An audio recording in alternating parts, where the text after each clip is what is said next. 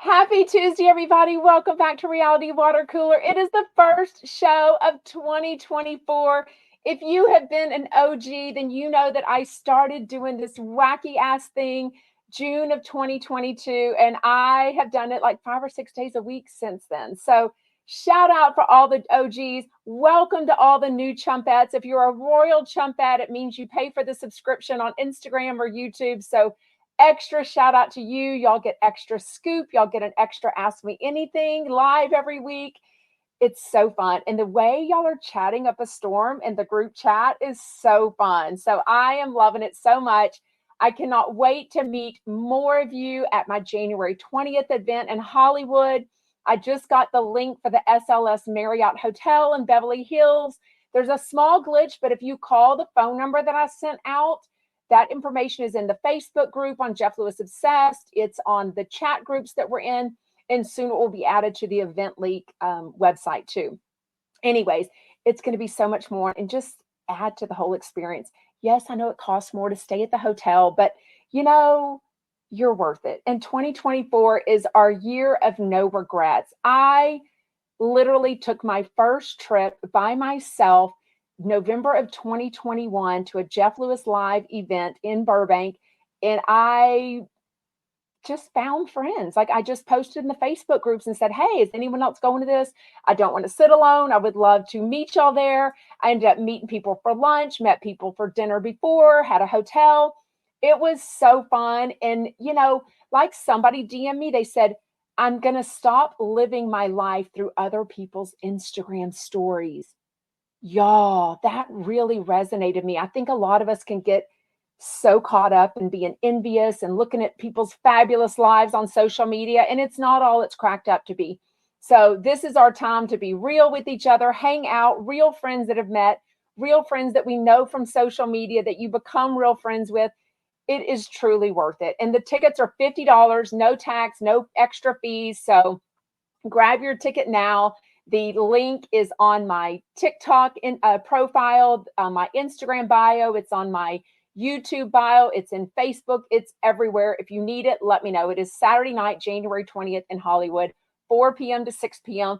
Then a group of us are going to go out to dinner afterwards. Then a big group of us are staying at the SLS Marriott in Beverly Hills. They've got an amazing speakeasy that we're going to hang out in. It is going to be so, so, so fun. I cannot wait. Okay, but let's get into Reality Water Cooler. We're going to get a little bit of Salt Lake City. I finally got caught up with that. Some announcements are coming soon. Trust me, big announcements will be coming soon. But the whole event is for chumpettes to get together. So, you know, I'm not selling this as like, you know, a Jeff Lewis event, right? This is a Sarah from Texas event. So, anyways, but it will be so fun. You will not be disappointed. So just stay tuned for some big announcements very soon. Salt Lake City, I finally got caught up. I'm almost done watching all of season 2 of Paris in Love, and I definitely have a lot of thoughts on that one. Thousand Pound Sisters, I think I got caught up, but I'm not even sure. And then after that, of course, we're going to chat Carrie Lewis on Jeff Lewis Live and Zach Noe Towers and Judge Lauren Lake on the after show today. Okay, one thing I want to know in comments, if you're up to date on Salt Lake City, they're doing this girls trip in Bermuda. The whole trip was sort of because Monica was hosting it to go visit her family that she hadn't seen since I think she was 9 years old. And it was her birthday, right? So, of course, there's a little bit of drama. Of course, they're fighting, but I kind of want to go to Bermuda now. Like, I don't know if I want to do that house because I'm also caught up on Ultimate Girls Trip. So I definitely know the history of the St. Bart's house and Martin and the last trip they went to on Roni. So I kind of think if I had a choice, I would go to St. Bart's, but I've never been to Bermuda either place. So I'd be up for either one. But on Salt Lake City, somehow their selfie number comes up. And I realized I have seen that they were in like the 7,000. Somebody had like 24,000. And I was like, okay, those sound reasonable. I mean, think about it. When you take a selfie, oftentimes we take 3 to 6 just to get it right. I mean, the lighting, somebody's in the background, we don't like the way we look, you know, whatever. I had my daughter look on a way to a party last night, only at 126 selfies. You can actually see it on your photos on your iPhone. There's like selfies, live photos, videos, and it gives you the numbers. And I think that's your total number. So I guess that goes to show I really don't like taking pictures of myself normally, although I probably do that a lot more for my fan account because I don't include my family and real friends in those pictures oftentimes, right? Unless I make sure somebody's okay with it first. But tell me what your number is if you can figure out what it was. I had to have my teenage daughter check on it for me because I didn't know how it was. Okay, Monica, I go back and forth. Did y'all catch the part where she's on the beach talking? I think it was Heather Gay. Was it Heather Gay or Meredith? Now I'm getting them mixed up. But anyways, somehow they talk about these fake Finsta accounts. And they're like, who would do that? Who would create an account and waste their time doing that? Y'all know this whole story just came out recently about Monica being a Bravo blogger behind the scenes before she was actually on the show. So she even says something about, oh, I would do that in a heartbeat. Okay, girl, then it makes sense that you might have been the one that freaking sent all that crazy information from a fake Instagram account over to yourself. And maybe it actually wasn't Meredith. Like maybe you're throwing her under the bus for drama. So nothing would shock me. I just feel like every other episode, I'm team Monica and anti her mom. Then the next one, I'm anti her mom, and then I'm on her mom's side. Then I'm anti Monica. I literally can't figure these people out. But I do agree with Jeff, and not only because Monica's blocked me. I just don't think she belongs on the show. Yes, she's adding drama, but it just seems artificial, manufactured, fake, all the things. But also, I just think she needs to get her shit together. And her kids are young. Like I'm sound like Judgy McJudgy pants now, but she's got 4 young daughters in the midst of a divorce. She just might need to focus on herself and other things, fixing the things with her mom, fixing her finances, whatever else she needs to do, right? Michael Riley says, I'm anti both mother and daughter. Yeah, they just give me a vibe that they're willing to sell both of themselves out just for this TV show and the fame that comes along with it, right? Like, I don't even know that any of it's real. They could be even writing scripts together at night and having a glass of wine together for all I know. Anyways, give me your thoughts on Salt Lake City. Paris and Loves. Another, I was at this UT party, the Sugar Bowl party last night. And of course, it's a lot of moms. All 7 of us were there. My husband, all 5 kids. But as the night went on, I started talking to some kids, some 20 and 19-year-olds, about a complicated mother-daughter situation of somebody that was there. And I was trying to give her the other side of things. Like, look, we're doing the best we can. Like, nobody's perfect. Your mom is not trying to make your life miserable. But it brought up, and obviously y'all know, none of my freaking kids watch Paris and Love or Bravo or Jeff Lewis Live. So when I talk to them, or the Kardashians, when I talk to them, I come at it from the experience of me being a mom, but also I do see where Kris Kardashian is doing the best she can as a mom. I do see where Kathy Hilton, I feel like, is doing the best she can as a mom. So it's heartbreaking to see these crazy mother-daughter relationships. But if there's anything more complicated in life, it can be the mother-daughter relationship. And I'm not really sure why that. I was lucky enough to have a great relationship with my mom, but did her stock go up tenfold the day I became a mom at age 28? Absolutely. I think I thought my mom knew nothing. She had never understood what I went through. She was a teenager so long ago, all the things, right? And I think that now with Paris, it's hard for her to give her mom as much credit because her kids, Paris and Phoenix, are still, London and Phoenix are still infants and toddlers, right? So she hasn't been through the teenage phase that apparently Paris took her mom through. And I don't know any of it. I do think that the documentary can put things in a better light. I do understand that Kathy Hilton is worried about her image. Who wouldn't be? Like, no matter how rich and famous you are, you still don't want to be judged as a mom, right? And she might look back now hearing all these horrific stories. So by the way, if you haven't watched it, Paris and Love season 2 on Peacock. It's 8 episodes. It's so good. You can literally watch it in 1 or 2 days. It just shows a lot about Paris's new life as a wife and mother of 2 now, a businesswoman, her interesting relationship with her mom, Kathy Hilton, who I adore and who I'm manifesting an invitation to her next Christmas party, and that she'll be on Jeff Lewis Live. But I do think she can't quite understand it yet because her 2 kids are still so young.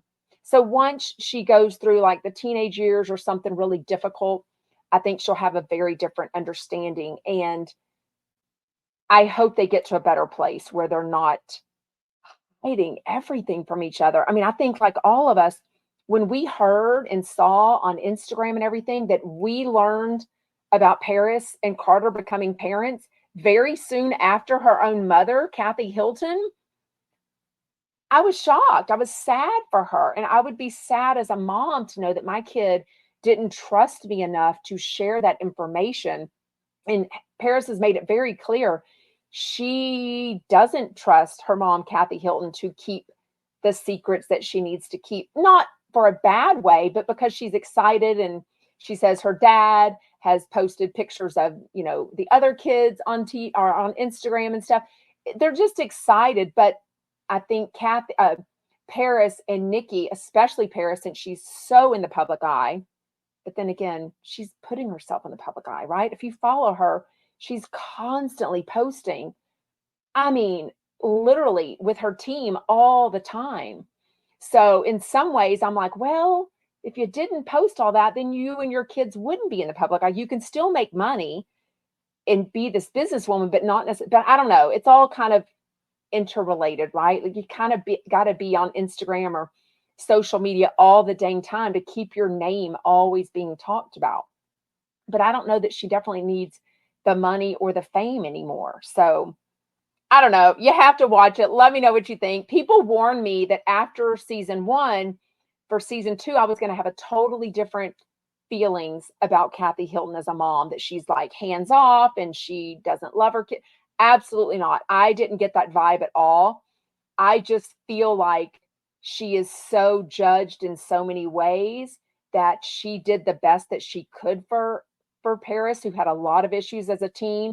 And now that the book has come out, the memoir has come out, and it's all these horrific things that, obviously Paris hid from her parents, but this might have been like the reason she started doing really bad decisions as a teenager is because of these other things that had happened. Who knows what comes first, right? The chicken or the egg? Anyways, speaking of other crazy relationships, 1,000-Pound Sisters started. Why can't you hear anything? Oh, I don't know. The audio is definitely working. 1,000-Pound Sisters started. It was a little confusing because Amy and Tammy, I record it, right? It's on TLC. They're famous YouTube sisters. That's how they started. And then they've had their own TV shows. So I think they're on season 4, maybe 5 now.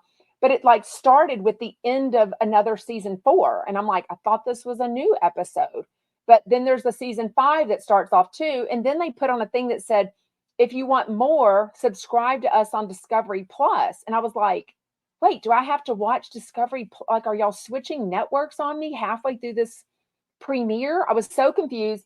But I texted my good friend, Sarah Fraser, who always keeps me up to date on 1,000-Pound Sisters, 90 Day Fiance, everything. She also does Sister Wives.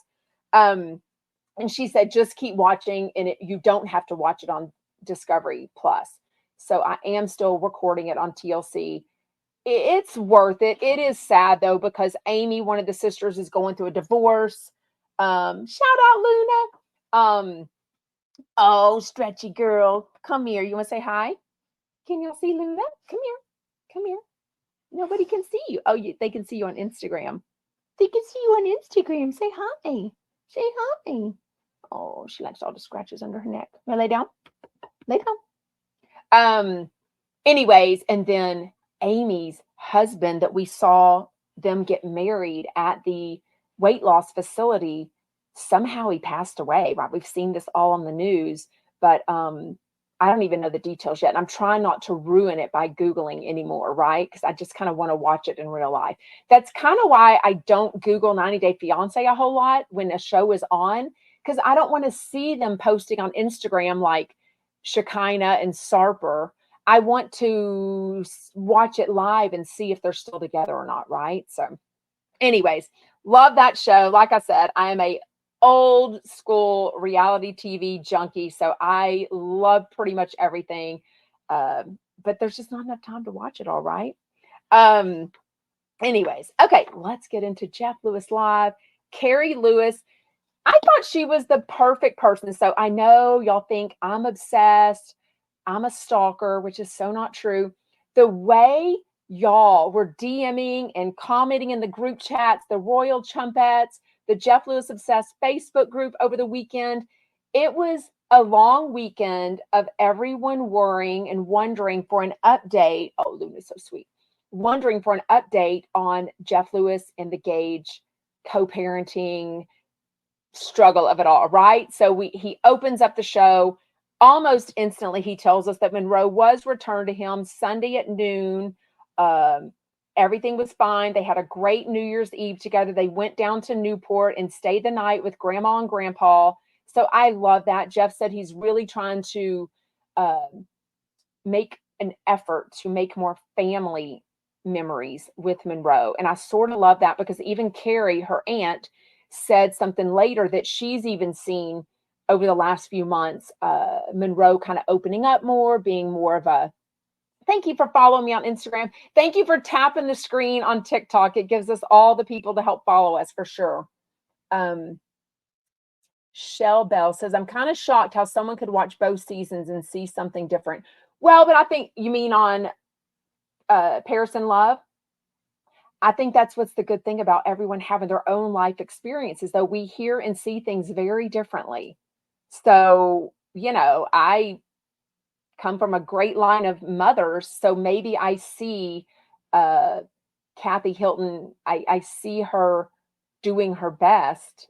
I don't know. I don't know. I guess we just all have our own way that we see and hear things, right? So I think it's actually good. And I think that's what actually a lot of times y'all tell me something through DM or on the comments here, and it changes my mind or makes me think of something that I didn't really see. So Miss Rachel on Instagram says, Kathy is detached from Paris.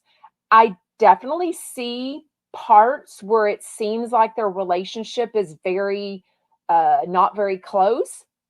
But I mean, they're both very busy too. So it also seems, and Kathy's got 4 kids, don't forget. So, I mean, I have 5 kids. It's very different than keeping tabs on 2 kids. Your time is split way more than 1 or 2 kids, right? You always have a lot going on with each person. It's not like that's just one person. It's so many aspects of their lives, right?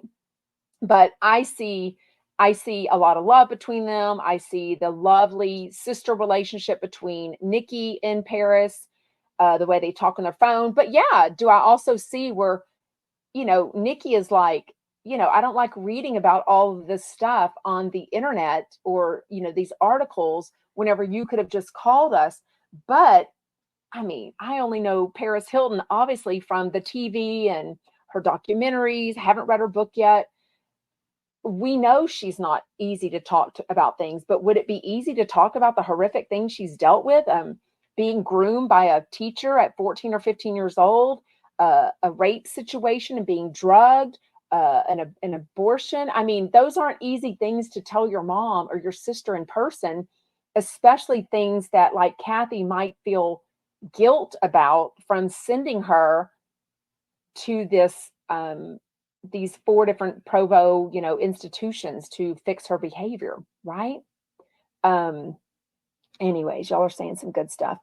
Okay, Krista, yes, Carrie was right. She's giving him wisdom. I worry so much about how it will all bite him in court because the radio shows are all public documentation and time stamped.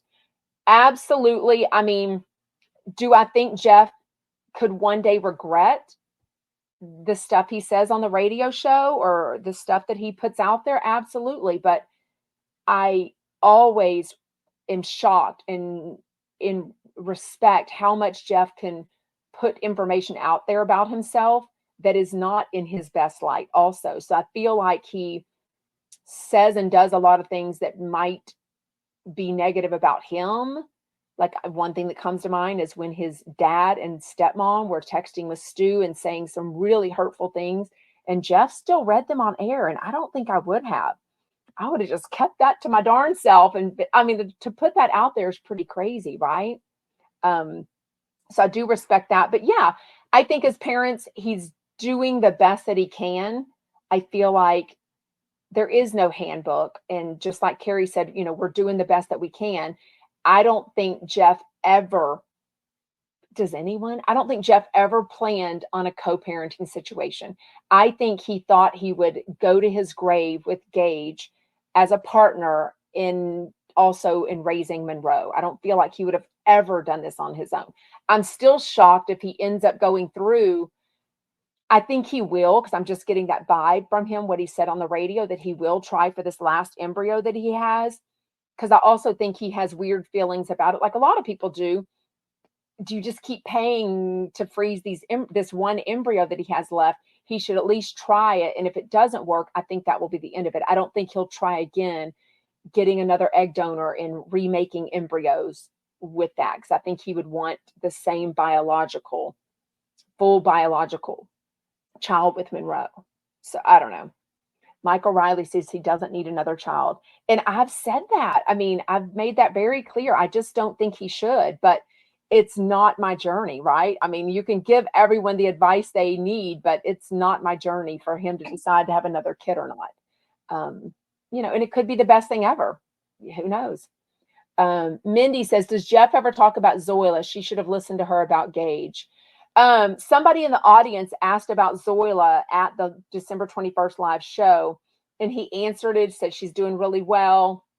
Of course, I think he made a joke about her still taking time off. She got into that car wreck. I think she was coming back slowly, not necessarily to be a housekeeper, because he's got her sister Aurora being one of the housekeepers now, and Lily. But he wanted her to be there on like Saturdays to be one of the nannies to be in Monroe's life. But then when she got in that car wreck, that kind of injured her more and has kind of regressed that situation, I think, a lot more. Robin says, some are saying that Jeff shouldn't talk about this, but I'm here listening. If I listen to old shows, Gage has always been bad, I think.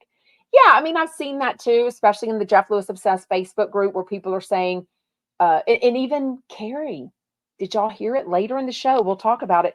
Carrie said something about, that all of this talk about Monroe being on vacation and not getting returned, all of those details shouldn't be said on air.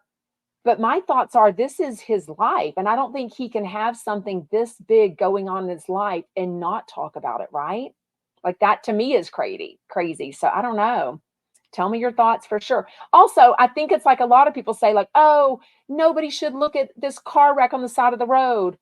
Or watch a car chase on TV. Well, what do people do? They stop what they're doing at work and hover around a TV looking at car chases. So not everyone, but it's just kind of human nature that we do want to hear the car chase of Jeff Lewis's life. We want to hear all the nitty-gritty details because we do feel so invested with him being on the air 5 hours a week on the radio. So I don't know, as much as we can say he shouldn't talk about it, I definitely think people tune in so they can know what's going on with it for sure. For sure. Cecil says Jeff needs to have a gag order against him. Against himself or against Gage? What does a gag order mean? Where you can't talk about certain things? I think he does in regards to Monroe's medical issues. Like, he can't talk about her going to a doctor's appointment or if she got diagnosed with something. I don't think he can say any of those things. And I also seems like lately he can't say things about her counseling also, which absolutely makes sense, right? Because I think they have a situation, where the counselor can tell Jeff and Gage things that she has shared with them in counseling, maybe. Because, I mean, you kind of need to know. She's only 7 years old, right? I don't really know all those details. Some bloggers use Jeff's name. Where did that one go? Brenda says, yes, and some bloggers use Jeff's name for views. I mean, being a content creator now for a year and a half, I'd never really watched other people or listened to podcasts or knew other fan accounts. I was never in that world at all. But after I mean, everything uses other people for content. I mean, I've watched Entertainment Tonight for 20 years. They use every celebrity as a story. TMZ uses every celebrity as a story. The news uses normal people's tragedies and happiness as a story or as content. So it's not a new thing. I just, I is it right or wrong, but give me a break. Oh, he did. Lisa Lawless says Jeff mentioned something about counseling today, very vague, but about Monroe. I totally missed that. But a lot of times I'm like eating, talking to my kid, putting up the Christmas decorations from the front porch, putting out the Valentine's decorations. That's so weird. Megan says it's like someone has hacked you. Sometimes when talking, your voice gets deep and talks slow. I have no idea. I don't know. Yes, bravo Rex. No one is ever angry with TMZ, but they're quick to insult bloggers. Yeah, I mean, and honestly, man, you talk about someone that will insult you quickly. A Jeff Lewis listener, there was no love for me. I mean, a lot of times now, but especially in the beginning, it was so many people like, why do we need to chat about Jeff Lewis? I already listened to him an hour a day. Why do we need you? I'm like, honey, you don't. But now that I've been doing this for a year and a half and I see how many fan accounts and bloggers and vloggers and podcasters and content creators, whatever the hell you want to call everybody, the whole world wants to have other people in common to chat about things that they have in common. So there was nowhere to chat Jeff Lewis. So that is why I started doing this. There would literally be like 7 lovers on at the time watching. Maybe 3 of them actually, like, the other ones were just watching me to make fun of me and go take pictures of me in the Facebook groups. And I'm like, okay, why are you wasting your time on me when you don't want to chat Jeff Lewis? Now, haha, there is absolutely an audience that people want to chat about Jeff Lewis and reality TV. I'm just the one that decided to do it. So when other people want to put their face and their personality up on video 5 days a week, all the credit to you. Do it. But so far ain't nobody else doing it. You know?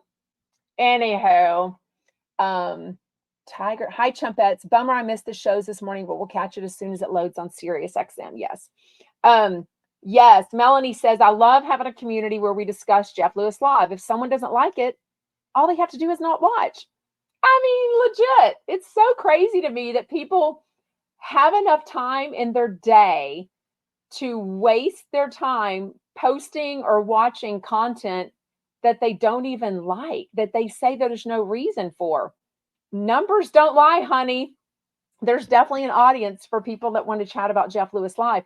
Clearly, Jeff now has an after show. I've been doing this since June 2022. Every day, his after show launched June of 2023. There's absolutely an audience for it. Not only do we listen to the after show, we get together now and chat about it. Yeah, for sure. Anyways, I'm preaching to the choir, but I know you lovers are out there. Shout out. And y'all only wish I would give you the finger or call you the C word. So dumb. Some people are so lonely and sad and just not loved, I guess. It's really, pray for them, y'all. Just pray for them. Kathy says, I want the best for Monroe, and Jeff is a much better option. I don't want Gage out of her life, though. Only recently have I heard Jeff say, Lulu, come lay down. She starts walking around and getting into my daughter's stuff. Come here, baby. Lulu. Oh, now you want out. Oh, good grief. Hold on. She can get in, but she can't get out. Come on, baby.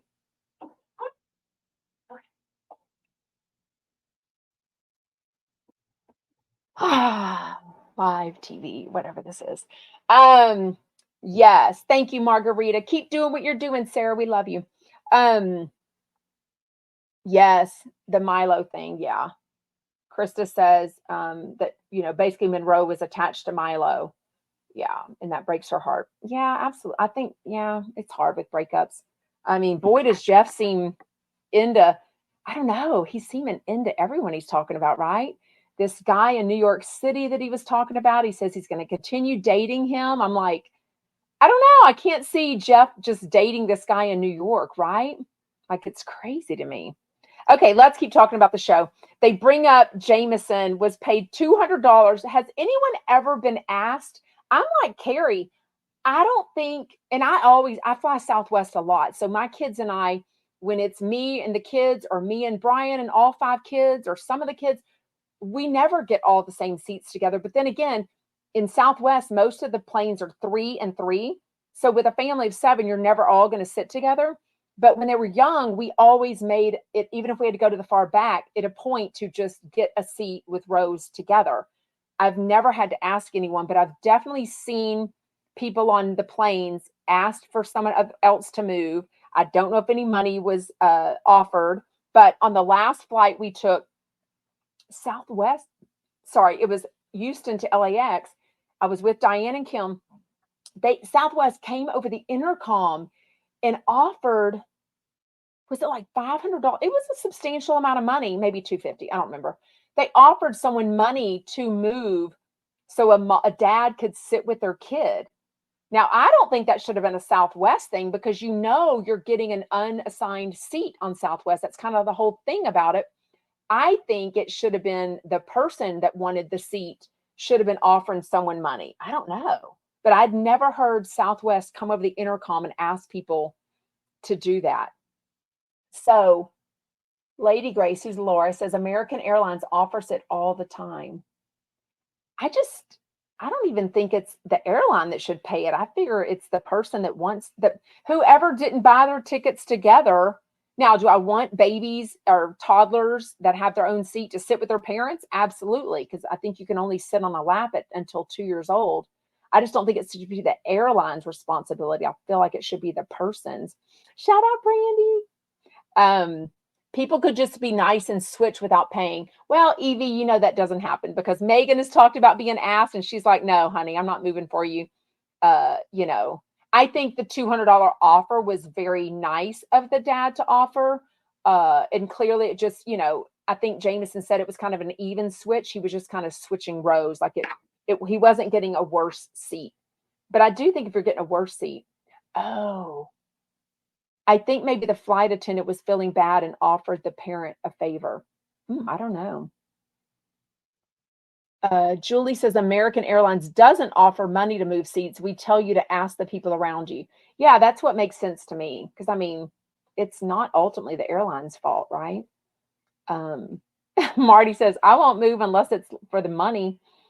I mean, I love y'all's comments. Unless it's a better seat than I have. No thanks, boo. Oh my God, I love that. Okay. Why am I surprised? What is the deal with leasing these cars? I guess it's to have a lower monthly price, but I guess I would think, trust me, I've owned 3 Honda Odysseys, top of the line Honda Odysseys. They're not like 80 grand or anything, which is a shit ton of money. I don't understand why this leasing, why it's beneficial financially to lease a car. Like, is it a better deal financially? I feel like you don't own anything at the end of the year. Michael Riley says to never lease. That's what I thought. Like, I've never personally leased a car. Lease, you only pay for the use. Payment is less. But I would think, they can write it off for business. Oh, so you can't write off. Okay, now that you're talking my language, because this makes sense that Carrie and Todd are both have businesses. So then it becomes like a personal car or a business car, right? So you can't do that if it's your own car that you buy. Like, I don't understand that part of it. Businesses do it, they said. It's a tax write-off. Okay, so that makes sense. I have heard that Jeff leases his Mercedes. His is definitely for drive. I mean, and also Carrie is a realtor. She's driving in her car 100% of the time. I mean, is Todd really using that minivan for business? Probably 30%, but probably doesn't everybody? I mean, every person that works uses their car for work, and then they also use it for personal. But I guess only if you own your own company can you use it as a tax write-off. Does that make sense? I got to figure this out. Lisa says you always have a new model every 2 years, no repair costs, lower payments. But at the end of the day, it's not a better financial deal because what repairs should you have at 2 or 3 years, right? The Honda is $50,000 now. They are not including taxes and licensing. I mean, we owned 3 of them and they were always the Touring Elite model, the top of the line model with all the bells and whistles, and they were never 50,000. But our last one was, oh God, we had a 2002 version. Oh, I don't know the other two. Maybe a 2017. I don't remember. I don't know. You're just renting it basically when you're leasing. Everything is 50,000. That's not true. Every car is not 50,000 because we've bought 4 kids' cars so far and they were not $50,000. Now my Suburban was more than $50,000. And I'm worth it. Anyways, okay, so I just didn't understand that. I did love that Carrie is so relatable though as a mom and a wife. I just feel like when she tells us all the stories about her and Todd, it's just so relatable. Like I want to hear that he goes to Starbucks and doesn't think to buy her a Starbucks and she gets pissed off about it. I want to hear that she's buying all the presents for the stockings and then he's like, "Oh, I don't have any presents in my stockings, so I need to take some from mine to put in you." I mean, I'm like, I just love it all for sure. So you can write off everything. Okay, that makes sense. Zuba says she cracks up. I love Carrie. I somebody put, I think in a Facebook group or a comment, I can't remember though, that they were surprised that she was telling Jeff not to talk about Monroe and that situation, but yet she was okay talking about having sex with her husband and everything. And I'm like, well, but that's her life. Like they're not divorced. I think, or Jeff and Gage weren't divorced, but they're split up. So that's clearly a whole different issue. And the fact that Gage and Jeff are not getting along, I mean, that's the whole other point of it. If they were getting along, it would be a whole different conversation. Like it would be a lot nicer, more pleasant. They wouldn't be talking about kidnapping and parental alienation. I mean, Yes, Lisa says Carrie didn't think joking about kidnapping was right. And I loved all the stuff. And this is where I loved how Jeff got really serious today about racial issues in America in 2024. He got serious about parenting and how much of a helicopter dad he plans to be with Monroe. Carrie and Jeff were talking about how they could pretty much do anything. And Jeff's like, I'm never going to let her do that. I'm never going to let her have this late curfew or just come home at whatever. I definitely think that some people have really less strict parents, and I think they end up being really strict. I also think people that tend to come from large families end up having 1 or 2 kids. This is not everything, but sometimes. And people with 1 or 2 kids, brothers and sisters, end up having a larger family. So I don't know. I think it can be different for a little bit. I have not seen Taken. I can't believe they were talking about this being a movie from 2008. Maybe I have and just forgot about it. I feel like I can watch a movie yesterday and forget about it. You can write off your travel. You have to have a business, need to LLC. I need to do all of that. I've got to figure all that out in 2024 for sure. We love you, Kathy. What? That's so funny. We love you and Jeff Lewis and biscuits. Okay. And gravy. I love biscuits. Biscuits with butter and jelly. Oh. Taken is worth watching. Taken 2 and there's 2 and 3. Oh yeah, I can't when there's like so many different takes on things. Evie on TikTok. I am just south of Houston in a city called Pearland. Pearland. What else? So Carrie, we talked about this earlier, but Carrie talked about like Monroe is like been more, and that just comes with age, right? She just turned 7. Thank you for buying a badge. Allison, appreciate it. Carrie says that Monroe has been more relaxed lately and conversational and just tends to be more easygoing with them. That just kind of comes with age. But I also think when you hang around each other a lot, right? Your cousins can be in the same city, but if you're too busy to get together with them, in like, then they are like strangers, even though they're cousins. So she did post some pictures recently. Carrie did, of Monroe. Were they in the pool, or was it just Christmas Eve? I can't remember, but it was definitely with the cousins and like, oh, shout out Dallas. So many people in Dallas want to get together and have like a Chumpette meetup. We've got to do that. By the way, the best way to have meetups is what I did a year and a half ago, which is post in one of the Facebook groups, hey, I'm in Houston. Does anyone want to get together? Kim, who's now a good friend of mine, was the only one that showed up. We ended up having lunch or dinner for like 3.5 hours, chatting nonstop about Jeff Lewis and Bravo. And it is the best thing ever. So the Jeff Lewis Obsessed Facebook group is the easiest way to like post and find other people to meet up with in your city. So we definitely want to get together and do a Dallas meetup for sure. Be so fun. Wait, ask Andy Cohen about Liam Neeson. Oh, and his wiener. Oh my God, y'all are cracking me up.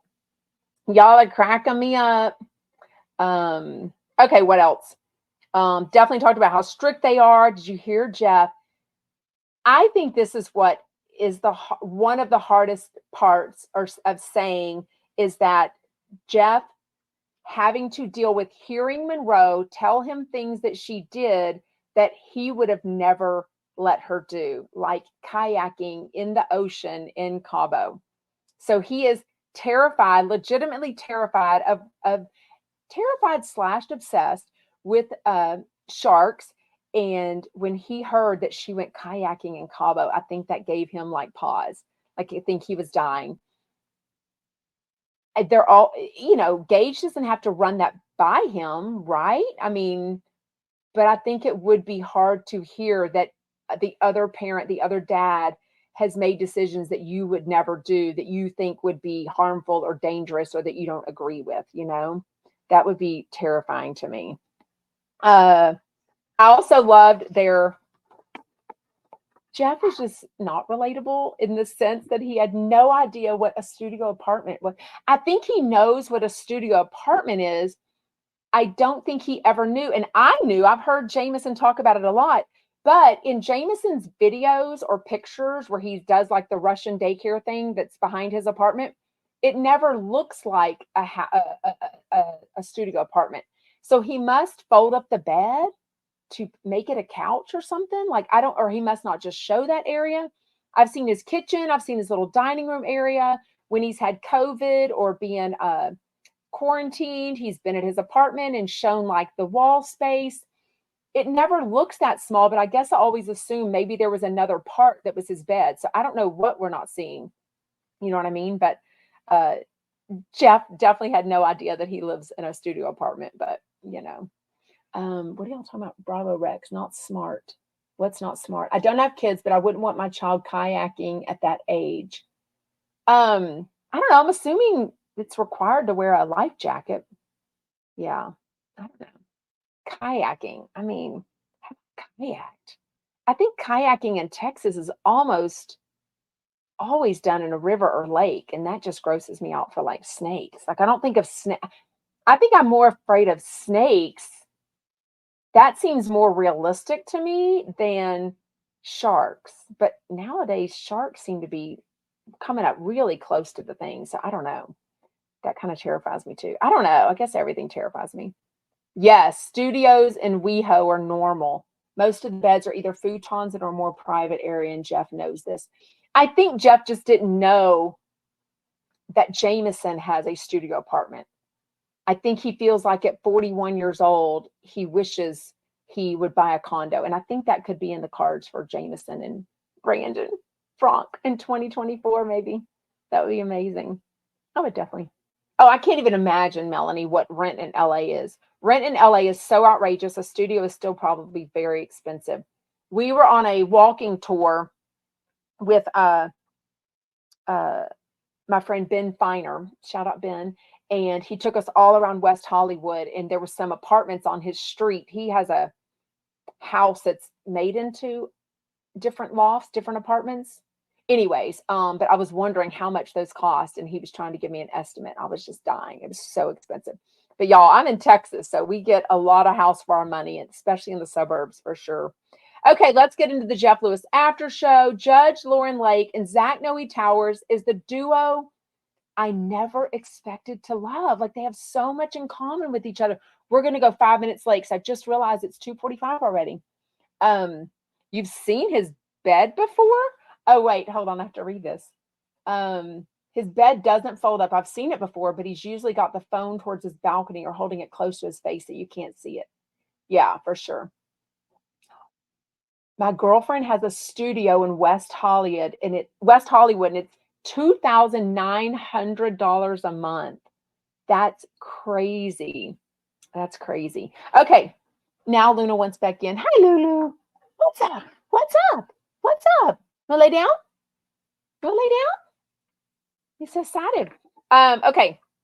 They definitely talk about that. A big part of the beginning of the after show is Jeff asking really good questions to Zach Noe Towers about some almost like a plan B type situation for people trying to avoid an unplanned pregnancy, but it was for STIs, which is the new term for STDs. But Zach was really giving him really good information. I think because Jeff is dating around and he has not done that in so long, but I think he's liking it. I think he's trying to take his time before getting into a long-term relationship again. I think a couple of the people he really likes doesn't live near him. That one person he seems to like is too busy for him. One lives in Chicago, the chiropractor, whatever the guy in New York does. There might be a couple people in New York. I don't really know. But he's very much made it clear that he's not like abstaining from sexual activity. So I think he's a little bit curious and a little bit making sure he's doing what he needs to do medically to take care of himself, right?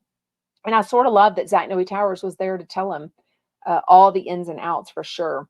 Then they start talking about another hot topic, another very serious topic was the issue of race and how Jeff has learned so much from Judge Lauren Lake about her just talking about things like walking out of Target, walking out of Home Depot, and having to have her receipt ready because people are always asking her specifically to see their receipt.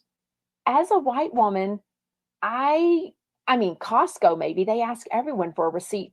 I'm not asked very often for a receipt. So I love that Judge Lauren Lake was told by Jeff, hey, your conversations to me really are resonating with me. And now they're really making me think about other people. But this was so true to me of her when she said, this is why people of different races and ethnicities and financial situations, everyone needs to intermingle with each other because you always learn from other people.